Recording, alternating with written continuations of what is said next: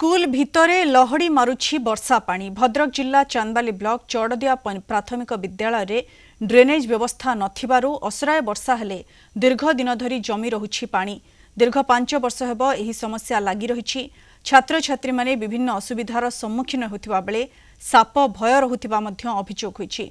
अन्यपटे school सम्मुख रे mini park आଳରେ वर्ष वर्ष धरी माटी पकाई रखिबा एवं स्कूल खेलपड़िया को किछि व्यक्ति जबरदखल करी रखिथिबारु पानी निष्कासन बाट संपूर्ण बंद हो जाइछि, जोंथि पई स्कूल परिसर रे कृत्रिम बन्या परिस्थिति सृष्टि होइछि।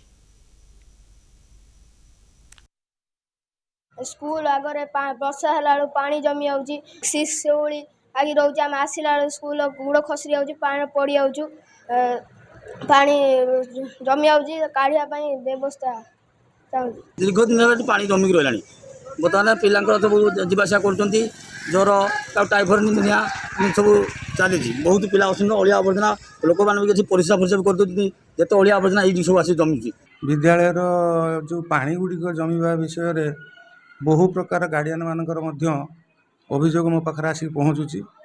आमर तलपटर जो पुखरीटा रहा तार जलटा निष्कासन हो जाए सेटा एमती अवरोध होकर रही तलपटर पानी निष्कासन हो पारना ऊपर पटर पानी सुकुना